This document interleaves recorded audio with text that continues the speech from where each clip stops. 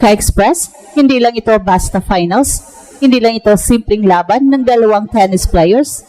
Ang nangyari sa women's singles final ng SEA Games ay isang eksenang bihirang masaksihan.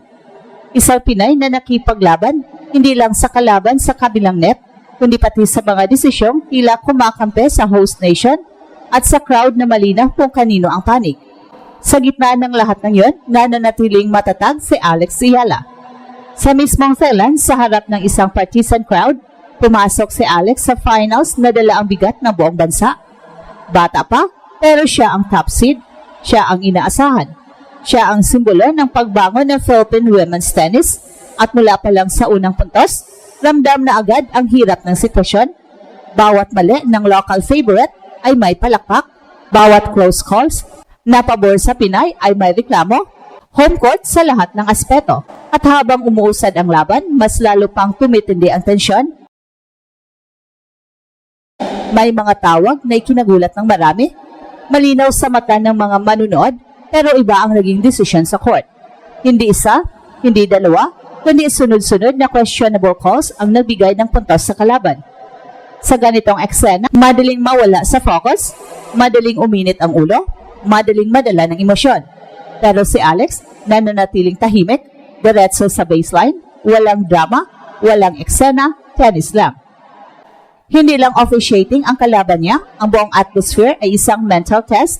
Malakas ang sigawan, ramdam ang bias, ramdam ang pressure ng pagiging bisita sa finals ng host nation. Pero imbis na magpatinag, mas lalo pang naging kalmado ang Pinay. Sa bawat rally, malinaw ang intensyon. Sa bawat return, may plano. Hindi siya sumabay sa emosyon ng crowd. Nilaro niya ang laro sa sarili niyang ritmo. At doon nagsimulang magbago ang kwento habang umaasa ang Thailand sa momentum at sigawan. Si Alex ay umaasa sa disiplina. Pinagod niya ang kalaban. Pinilit na magkamali. Hindi niya minadali ang puntos. Hindi niya pinilit tapusin agad ang laban. Unti-unting nawala ang kumpiyansa ng host at unti-unting tumahimik ang arena. Sa kabila ng pressure, sa kabila ng ingay, si Alex ay nananatiling kontrolado. Nanalo siya sa unang set ng dominado at sa pangalawa, tuluyan na niyang isinara ang usapan. Walang duda, walang debate, straight sets, ginto para sa Pilipinas. Ang panalong ito ay higit pa sa medalya. Ito ang unang SEA Games women's singles gold sa bansa matapos ang 26 years na paghihintay. 26 years na muntik nang hindi matupad ang isang pangarap. Lahat ng bigat na niyon ay dala ni Alex sa loob ng court. At sa halip na maging pabigat, ginawa niya itong lakas. Sa mismong bahay ng kalaban, sa harap ng hostile crowd, sa gitna ng kontrobersiya, isang malinaw ang mensahe ang ipinadala sa buong mundo ng tennis. Hindi natitinag ang tunay na champion. Hindi handa ang Thailand, hindi handa ang crowd, at lalong hindi handa ang buong tennis world sa eksenang naganap sa women's singles final ng SEA Games. Sa gitna ng ingay, pressure at malinaw na home court advantage ng host nation, isang Pinay ang tumindig at tumangging matalo, si Alex Ziyala. Mula pa lang sa unang serve, ramdam na agad na hindi magiging ordinaryong finals. Ang bawat puntos ay may kasamang sigaw ng crowd. Ang bawat error ng Thai player ay may palakpakan pa rin. At sa bawat close call na pabor kay Alex, may ungol, may protesta at may tensyon. Ito ang klaseng atmosphere na kayang basagin ang composure ng kahit sinong veteranong atleta. Pero sa batang edad ni Alex, kabaligtaran ang nangyari, mas lalo siyang tumibay. Habang umuusad ang unang set, unti-unting lumabas ang kontrobersiya. May mga tawag na ikinagulat hindi lang ng mga Pinoy supporters, kundi pati ng neutral observers. May linyang malinaw sa mata pero iba ang naging desisyon sa court. Hindi isa, hindi dalawa, kundi sunod-sunod na questionable calls ang nagbigay ng puntos at momentum sa kalaban. Sa ganitong eksena, madaling mawala sa focus, madaling madala ng emosyon, madaling pumatal, pero si Alex, tahimik lang, diretso sa baseline, walang reklamo, walang eksena, tennis lang. At dito nagsimulang makita ang kaibahan habang umaasa ang Thailand sa sigaw ng crowd at sa momentum na dapat sana'y galing sa home advantage, si Alex ay umaasa sa disiplina. Bawat return ay may layunin, bawat rally ay may direksyon. Hindi siya nakipagpatentero ng emosyon, hindi siya nagpadala sa ingay. Nilaro niya ang laro sa sarili niyang bilis, kalmado, kontrolado at may kumpiyansa. At unti-unting nagbabago ang ihip ng hangin sa loob ng arena. Ang mga tira ng thigh player na pumasok sa simula ay nagsimulang magbintes. Ang footwork ay nagiging pilit, ang timing ay nawawala. Hindi dahil mas malakas lang si Alex sa papel, kundi dahil mas buo ang kanyang isip sa loob ng court. Sa tennis, kapag nagsimulang magduda ang isang player, mabilis itong kumakalat sa bawat galaw.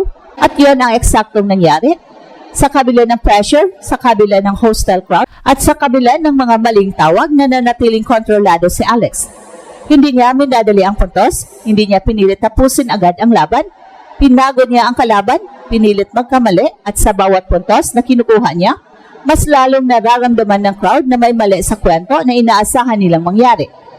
Hindi na lang physical ang laban, isa itong mental war, at sa puntong yun, malinaw kung sino ang mas handa. Sa gitna ng apoy, pressure at kasaysayang nakapatong sa balikat niya, unti-unting ipinakita ni Alex na hindi siya basta contender, siya ay isang champion na hinuhubog ng matitinding laban. At pagpasok sa ikalawang set, ramdam na ang pagbabago ng atmosphere sa loob ng arena, ang dating sobrang ingay, ay napalitan ng kaba. Hindi dahil tumahimik ang crowd, kundi dahil nagsisimula na nilang makita ang katotohanan, hindi tinatablan si Alex ng pressure. Hindi gumagana ang sigaw, hindi gumagana ang home court energy, at kahit ang mga tawag na inaasahang sisira sa kanyang momentum, hindi pa rin sapat para pabagsakin siya. Dito tuluyang lumabas ang maturity ng laro ni Alex. Sa bawat rally, mas humahaba ang kanyang pasensya. Hindi siya nagmamadali, hindi siya naghahabol ng highlight. Ang focus niya ay execution, tamang presto, tamang palo, tamang desisyon. Kapag may bad call, tanggap, isang hinga, balik sa baseline, parang walang nangyari. Yun ang klaseng composure na bihirang makita, lalo na sa isang finals match sa mismong teritoryo ng kalaban. Unti-unting lumilitaw ang epekto nito sa thigh opponent. Ang kumpiyansa ay nagsisimulang mabasag. Ang mga tira na dati ay maluwag ay nagiging pilit. Ang footwork ay bumabagal. Ang timing ay nawawala. Hindi dahil mas agresibo si Alex, kundi dahil mas malinaw ang isip niya sa loob ng court. Sa tennis, kapag nawala ang tiwala sa iyong sarili, mabilis itong kumakalat at yun ang eksaktong eksenang nasaksihan ng lahat. Habang patuloy na kumukuha ng puntos ang Pinay, mas lalo ring imuikting ang bigat sa balikat ng host nation.